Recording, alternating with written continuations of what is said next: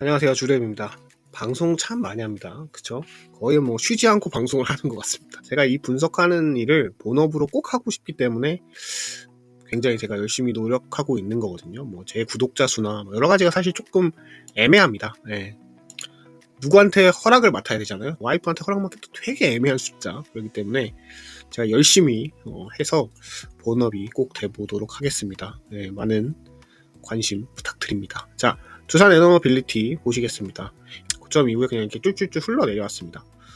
그리고 나서 지금 약간 박스권에 갇혀 있거든요. 박스권에 갇혀 있는데 지금 여기서 얘가 매집을 하고 있는 건가? 라고 얘기하기도 조금 애매한 부분이 있습니다. 그 부분이 어떤 건지 지표를 보여드리고 말씀을 드리겠습니다. 뭐 두산 에너빌리티 같은 경우는 올라가겠죠. 어떻게 올라가느냐가 굉장히 중요하고 어디까지 떨어졌다가 올라갈 거냐 뭐 이런 것도 중요할 거고요. 사실 내가 물을 언제 타야 되겠냐, 만약에 물려 계신다면 그것도 굉장히 중요할 것 같습니다.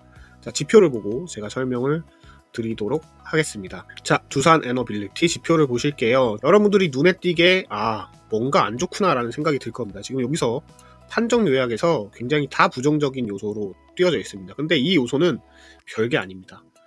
여러분들, 제가 항상 말씀드리잖아요. 주식에서 가장 중요한 건 거래량과 수급입니다. 근데 거래량과 수급이 없으면 당연히 지표가 망가질 수밖에 없어요. 자, 그럼 여기 보시면 수급이 없죠. 0점대입니다.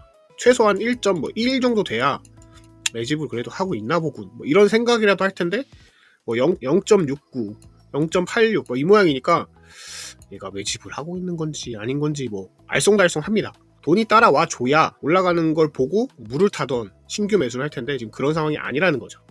자, 그러고 단기적으로 OBV를 좀 보시면 가장 제가 지금 얘가 매집이라고 하기 굉장히 어렵다라고 판단하는 가장 큰 이유는 뭐냐면 이게 5일입니다. 5일 누적이고 이게 10일 누적인데 이 5일 누적이 좋지가 않아요. 마이너스입니다.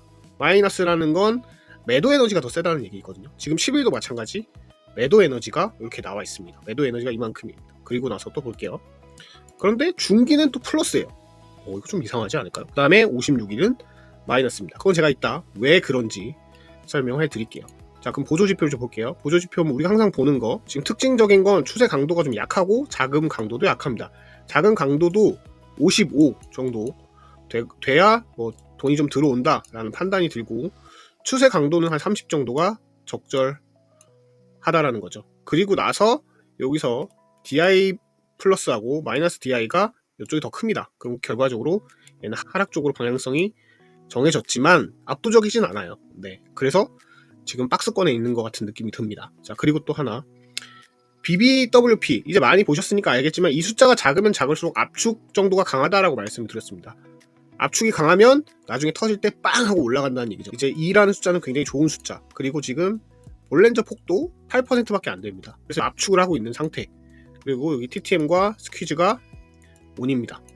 그렇다는 건 어느 정도 힘은 갖고 있다는 얘기입니다. 누군가 펌핑질을 해서 얘를 띄워야 되는데 그 띄워야 되는 건 결국 돈이라는 거죠. 이해하셨습니까? 자, 그리고 또 하나 볼게요. 자, OBV를 보실 텐데요. 자, 우리가 이제 아까 OBV에 대해서 얘기를 했는데 5일 동안 OBV는 마이너스입니다. 10일 동안 OBV도 마이너스입니다. 근데 23일은 플러스입니다. 그 이유를 좀 볼게요. 지금 지표를 이렇게 보시면 23일 안 바운더리 안에 얘네가 들어가 있습니다. 여기만 봤을 때는 와, 엄청 매집하고 있구나 라는 생각이 들고 있습니다. 빨간색 투성이잖아요. 그리고 나서 15일부터 1월 2일까지 훨씬 더 매도에 대한 물량이 많습니다. 매집하고 있던 물량을 많이 뺀 거죠. 그래서 최근 이렇게 5일 동안의 이 지표 자체가 마이너스가 나올 수밖에 없고, 최근 10일 동안도 마찬가지 마이너스가 나올 수밖에 없는 겁니다. 근데 이 전체를 봤을 때는 양수라는 건 매집을 좀 했다는 거죠. 결과적으로는. 지표 중에 누가 개선이 돼야 되냐면 이 친구가 개선이 돼야 됩니다. 이 친구가 일단 먼저 개선이 되고 나면 뒤에 이제 백그라운드가 있기 때문에 상황이 괜찮아질 거라고 저는 보고 있는 거죠. 거래 대금도 요 안에서는 굉장히 훌륭했거든요. 근데 그 이후로 최근 들어서 이제 빠지고 있는 거다라고 보시면 될 것 같습니다. 자, 그럼 외국인 매수도 지금 그렇게 최근 매수 상황도 그렇게 좋지 않고요. 기관 매수도 최근에 되게 안 좋은 것 같습니다. 최근에 매도세가 좀 많이 늘고 있는 상태다라고 보시면 될 것 같습니다. 세 번째 지표 볼게요. 자, 여기서 보시면 외인들도 그렇고 기관들도 있고 약간 매도세가 어느 정도 있는 상태, 그 다음에 거래대금 자체도 좀 떨어지고 있는 상태, OBV가 약간 중립으로 흐르고 있다는 거, 그나마 어느 정도 유지는 되고 있다. 그러면 두산 에너빌리티의 답은 나와 있는 거죠. 돈이 들어와야 된다. 돈이 안 들어오면 얘는 지금 그냥 흘러갈 것 같다라는 얘기를 할 수 있는 겁니다. 자, 그러면 여기서 차트에서 보시면 여기서 나중에 거래량으로 이렇게 하나 뭐 이렇게 올라와 줘야겠죠.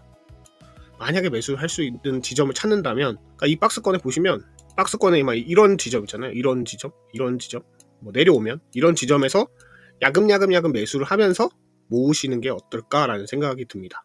물론 당장 월요일날 거래량이 팡 터트릴 수 있습니다. 왜냐면 너무 오랫동안 횡보를 하고 있었기 때문에. 그죠? 그래서 조금만 더 지켜보시면 올라갈 거다. 그래도 조금 더 좋은 가격에 사시는 게 좋지 않겠습니까? 두산 에너빌리티 여기까지 했고요. 구독, 좋아요 꼭 부탁드리고 언제나 최선을 다하겠습니다. 감사합니다.